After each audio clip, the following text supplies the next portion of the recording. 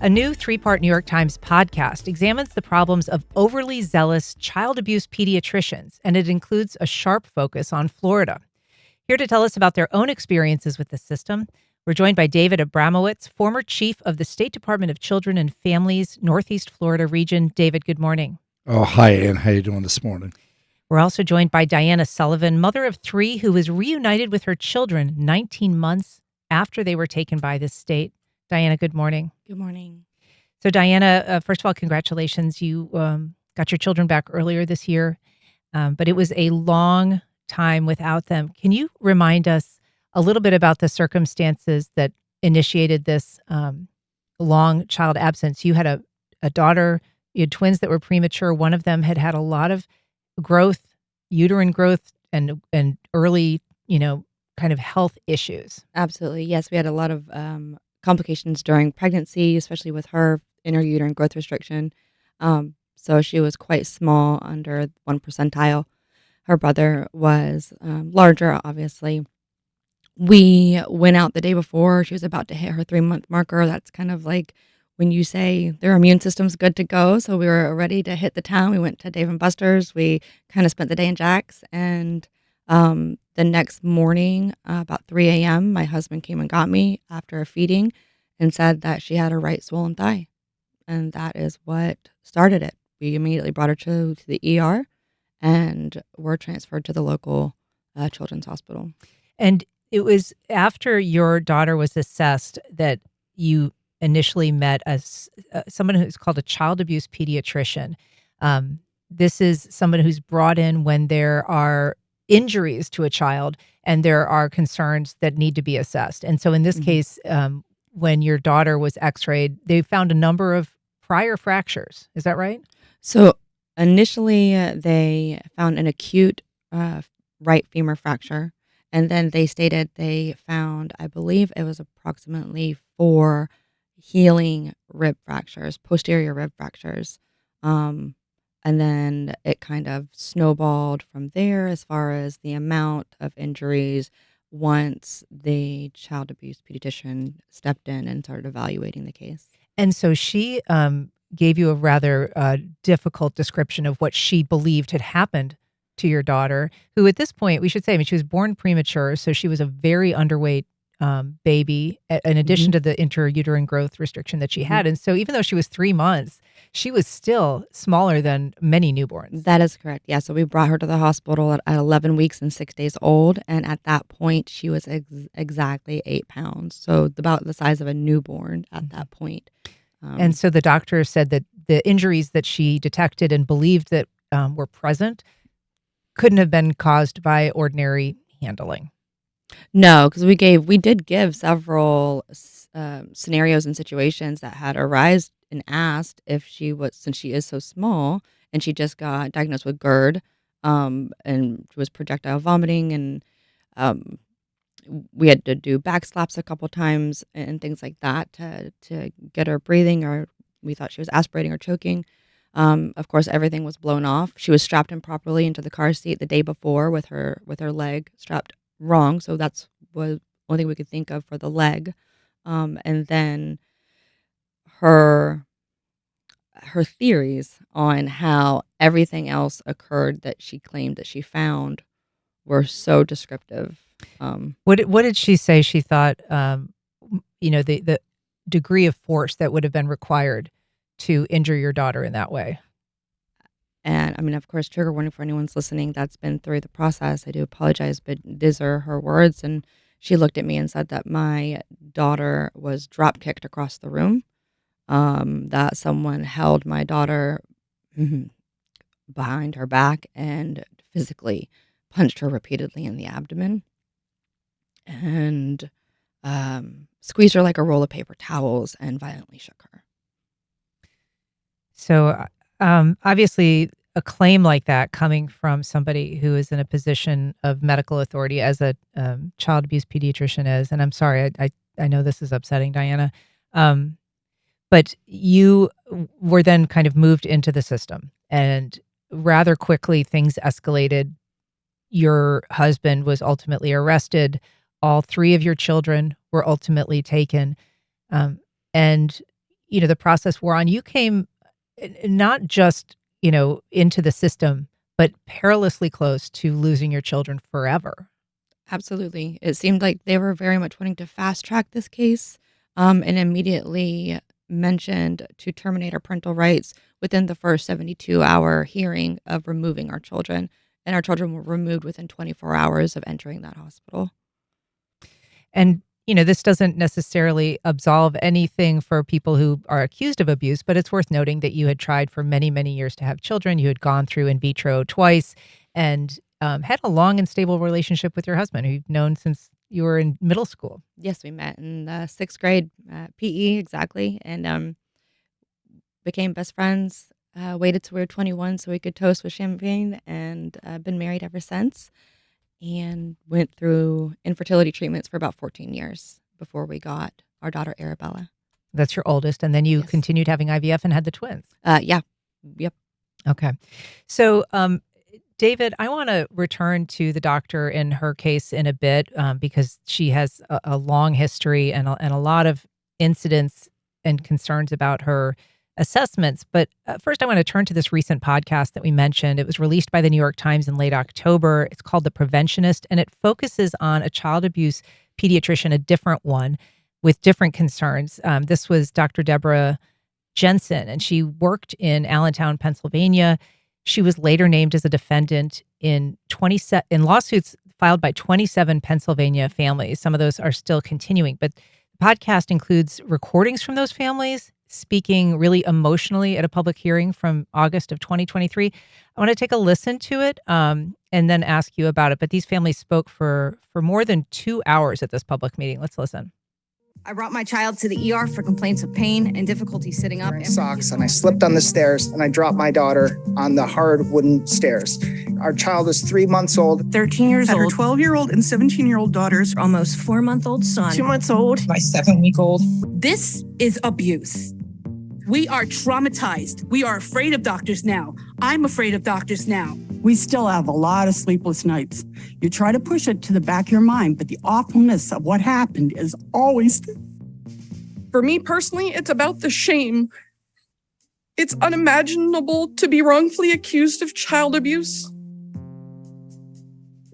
For all of us, a lot of the damage is already done. In the long run, the children wound up home, but then also wound up kind of broken.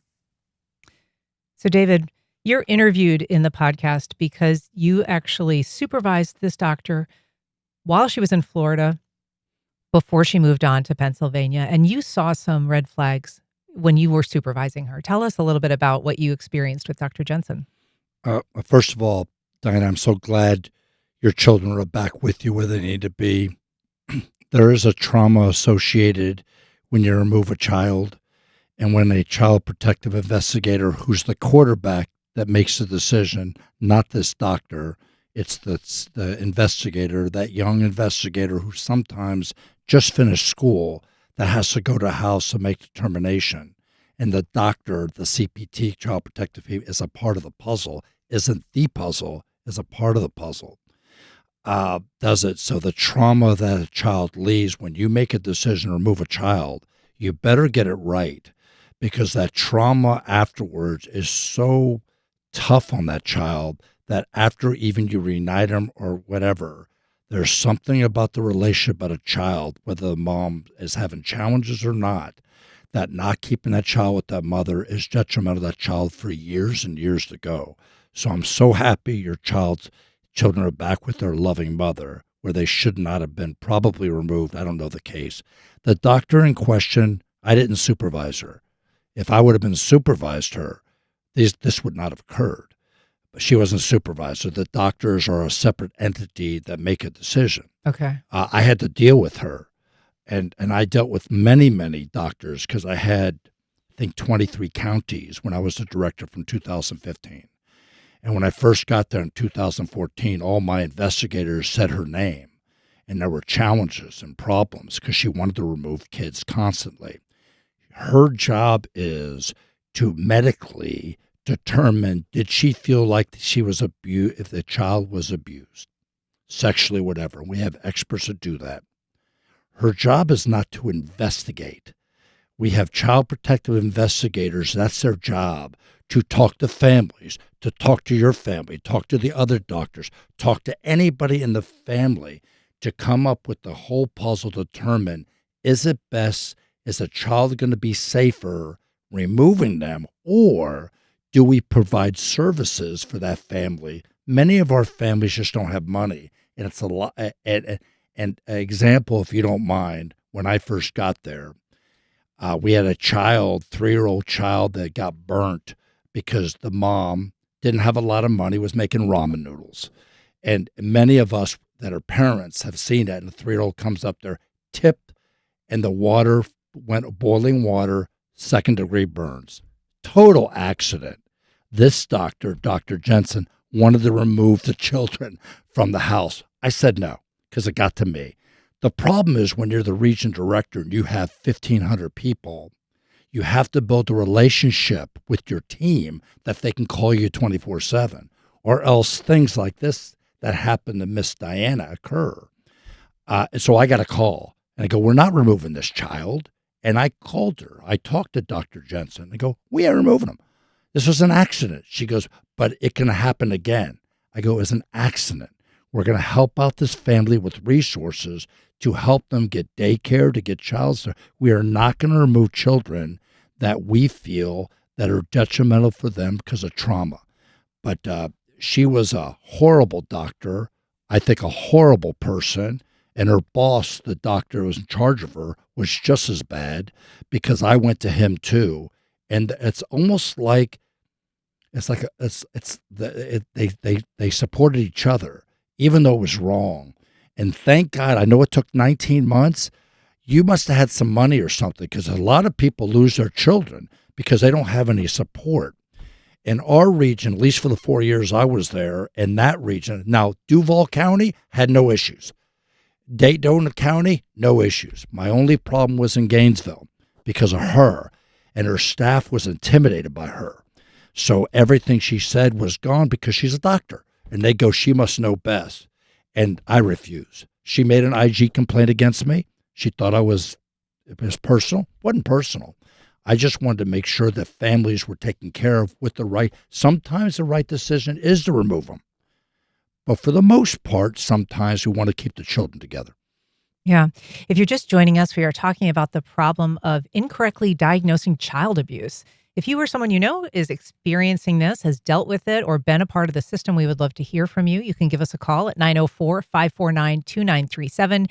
You can email First Coast Connect at wjct.org, or you can go to firstcoastconnect.org and find all of the links to connect with us. Diana, the expense is no small matter, and your family did end up spending an enormous amount of money to recover your children and get your family back. But the absence is something that, really can't be regained, and that time is forever lost, as David said. So how has your family been recovering since you've been able to get the children back together? I mean, you're a beautiful family. I know people who are watching our live stream are able to see some photos of you since you were reunited.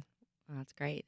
Well, unfortunately, since then, you go through fight or flight during those moments. And I guess once my body relaxed a little bit, I realized that I had an aggressive autoimmune disorder kind of take over. So right now I was able to take a step back from work. So be with my children full time is a huge blessing for them. And then of course it's just constant therapy for each one of us. And it will be to talk about it. My daughter, we were in line checking out with Christmas presents, and she decided to have a conversation with the lady behind her about the bad times, is what she calls it. Well, this time last year I wasn't able to see my mom and dad because of the bad times, and they kept us apart. So it's very much real for her, and I allow her to speak about it to whoever she wants to. I am not ashamed. I know our truth. I know my children were not hurt, and if she needs to get it out in that moment, by all means, let her get it out. And you mentioned we must have had money to fight. Unfortunately, we do not have money, but you find the resources. there is no bigger pit bull than a mother chasing after her children that were wrongfully taken. So we took mortgages out on the house. We sold everything we had. We are still financially, I want to say recovering, but that may not be our end result. You also, during this period, became part of a much larger network of families that have gone through this. And, we heard some of those voices from Allentown, Pennsylvania, but it's not a unique problem. There are families that have lost permanent custody of their children. And, I know of cases certainly here in Northeast Florida where that's happened. I know that you've spoken to a lot of families. What kind of changes do you think need to happen to the system? In your case, your daughter ended up being diagnosed with a genetic disorder. You also have it. Osteo. So I have osteopenia, which is right before osteoporosis, but diagnosed at a young age. So it's abnormal for my bones to be so weak. I also have Ehlers-Danlos syndrome, which is a connective tissue disorder, rheumatoid arthritis, and several other autoimmune disorders. And I'm a carrier of a gene of unknown certainty, of course, because that's an ever-evolving scientific research, is your genes of osteogenesis imperfecta, which my daughter carries as well. My other children do not carry it. And so she has been diagnosed with EDS with an OI overlap, which is the osteogenesis imperfecta, brittle bones, on top of just they saw demineralization in her bones at the time of incident, which means that she wasn't getting the proper nutrients, vitamin D, calcium, protein needed. Right. And so the families that you've met and heard from during this whole process, are you all on the same page about what the problem is? Do you believe that the issue is child abuse pediatricians per se? Is it the larger system that isn't being responsive to parents? Do you think that there's too great of a tendency to remove just to be on the safe side? And I wish I could say, yes, I want to, in the beginning, I wanted to have great faith that this system did help a majority of families that came through its path. But as I navigated through it, not saying that's not the case.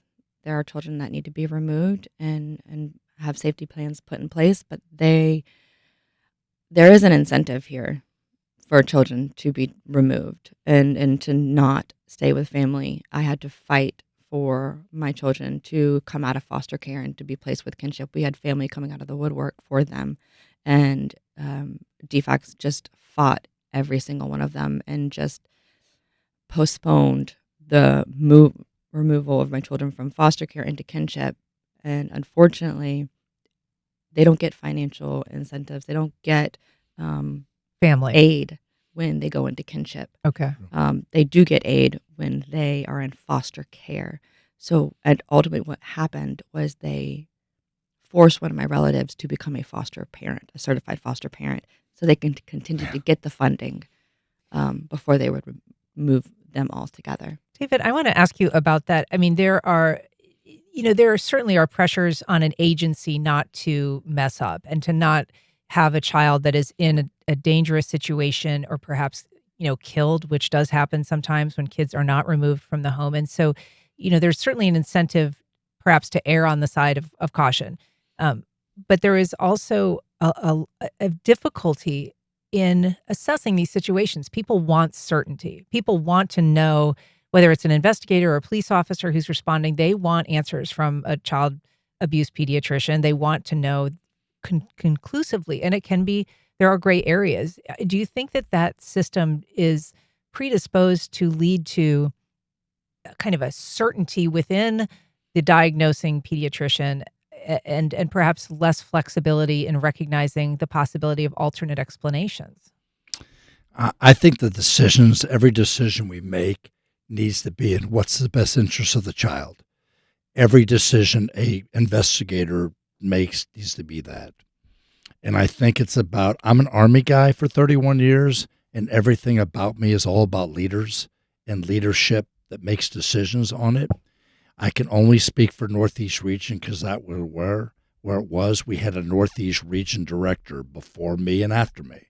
and that director has to be engaged so the investigators feel comfortable enough that they can go directly to you. But to answer your questions about you're right, the kinship, and when I did remove children, and we did, I always tried to move it to kinship. The decision wasn't because of money. The decision was because I thought the children knew the family. So it had nothing to do with money. It had something to do with I wanted to get them back to the families. And if we get to the grandmother, uncle, there's a safety plan there so the mama, father can see them.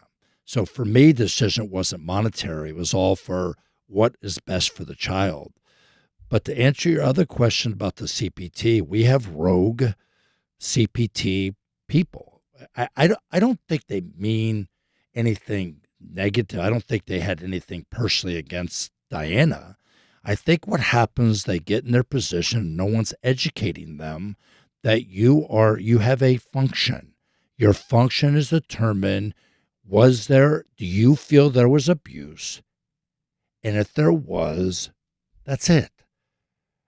The CPI is the one that talks to the other families. I guarantee the CPT CAP person probably never even interviewed her, never talked to the father at all. All they did was see the kid. If the kid was 1 or 2 years old, you can't talk to them. Didn't talk to other children. They're not investigating. They're just providing an MRI and a picture frame and go, ha. I think this happened, and now they get into investigative role. It's not their function. I want to return to the podcast on that topic because there is a segment, and we're going to listen to it, where some of the parents never did meet the person that was sort of essentially diagnosing them with a psychological disorder, and it ended up being very consequential. So these were families who testified after receiving this diagnosis. Let's take a listen. Our son was taken to the hospital. Our 11-year-old autistic son did not see a family member for over a week and spent his favorite holiday in a hospital room. We lost custody of our son for 4 months with no investigation. A woman who had never met us or our son simply decided that he fit her criteria. One after the other, they talk about their confusion, about how they still can't really understand what happened, about the astonishment, for some of them, of receiving a Munchausen by proxy diagnosis. We were immediately banned from the hospital and accused over a weekend of suffering from a psychological disorder by doctors who never met us. Expert physicians, multiple psychologists, teachers, and school staff, over 15 witnesses tried to get a hold of CYS to dispute allegations, but none of it mattered. There is no investigation. To this day, we have never had contact with our son again. I mean, that is a really shocking thing. You know, one of the things that this investigation found, the New York Times investigation, was that this doctor was responsible for a third of the Munchausen syndrome by proxy diagnoses in all of Pennsylvania. This one little town, Allentown, Lehigh Valley area, which certainly seems outsized. It is not necessarily a very common diagnosis. I mean, they say it's a psychological condition that's popular in miniseries, very rare in real life. But that, along with shaken baby syndrome, are both things that have come under the microscope and are perhaps being challenged more as, you know, are they truly as legitimate as they once were perceived to be? A great point, Ann. She used that diagnosis with me 3 times too. And I turned on the SVU thing that a year ago that had the series on proxy by Munchausen, whichever it was. She must have got it from the TV show. And I researched it. And I go, are you joking me? Really? Have you talked to the mother, father, family? No, I don't do that. I just know by reading these pictures. And we obviously didn't have a great relationship, me and her. And I stopped all decisions from her unless the investigators thought the children removed, and you agreed with all the things. And I was a decision maker for the next year she was in. I wouldn't allow her to be personally in making decisions to remove children because I didn't think she had the right framework to be able to do it. She wasn't doing her job. But and overall, what I found out, most of the system is good. the system works.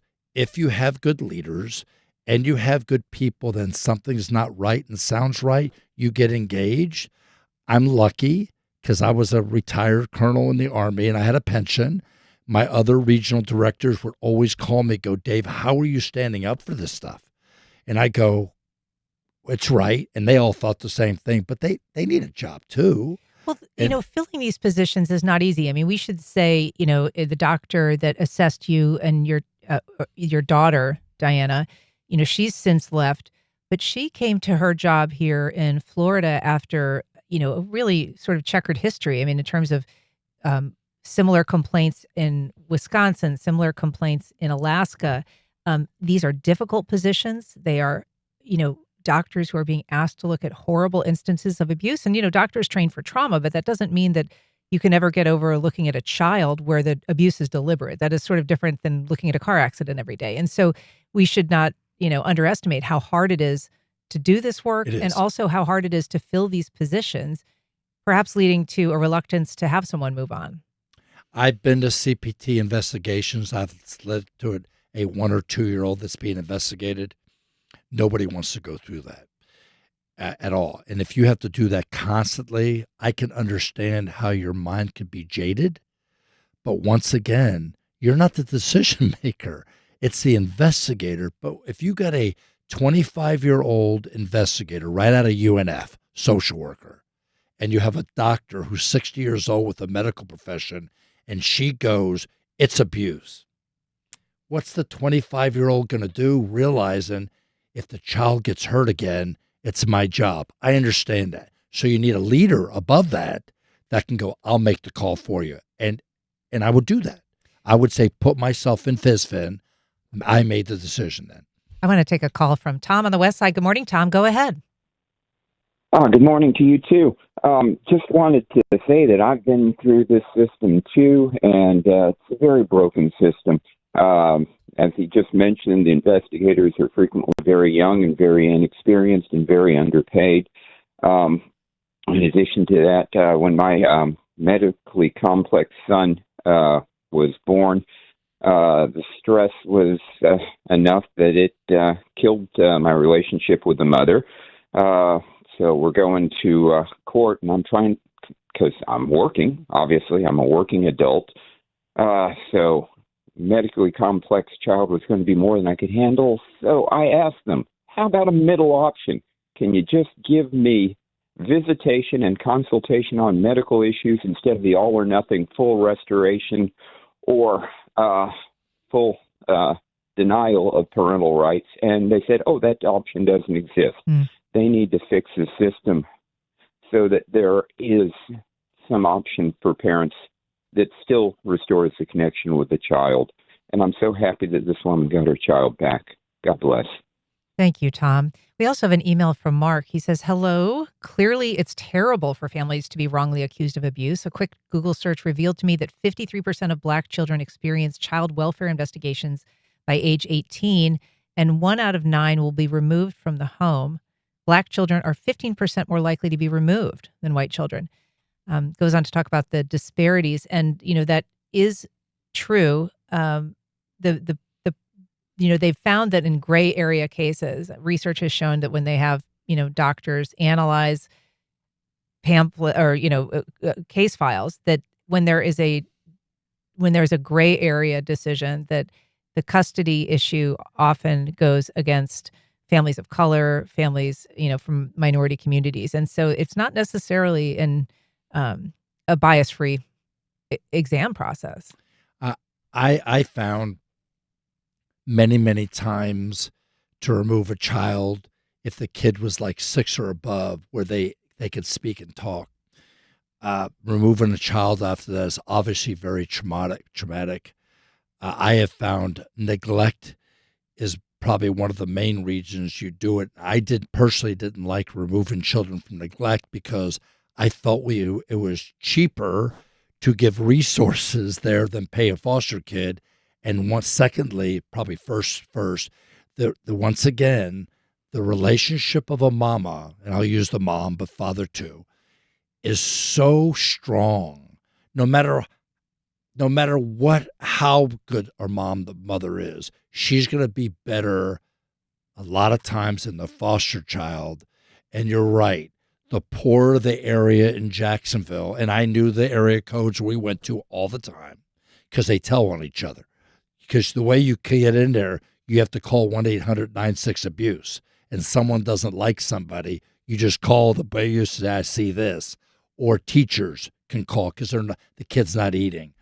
And we go there, and we found, at least in this region at that time, we just provided funds to help them with food, money, mostly childcare that can help with Head Start and stuff that would be able to help them. But that was sad that there is a definite disparity. Sure. Diana, I will kind of give you the last word here. What would you like people to know about how your experience, you would like to see changes come from it? So, and David, I appreciate everything that you did while, you were in your position and the good that you see in it. I wish there was more like you in control. But what I've noticed in these CPT meetings, that these CAPs are the driving force. Yeah. The child abuse pediatricians. The child abuse pediatricians. And I can't go into full detail because I was able to read case narrative. I'm able to read transcripts. But they are not finding a differential diagnosis. They don't want to find out what's wrong with your child. They want to prove they are correct. And that is what they will do until the bitter end. It needs an overhaul within the CAPs. They have way too much power, unfortunately. And DCF or CPT, just follow their lead. Well, Diana Sullivan, so glad that you're back with your children. Thank you. Thanks so much for coming on today. David Abramowitz, thank you so much for joining us. Thank you, Ms. Ann.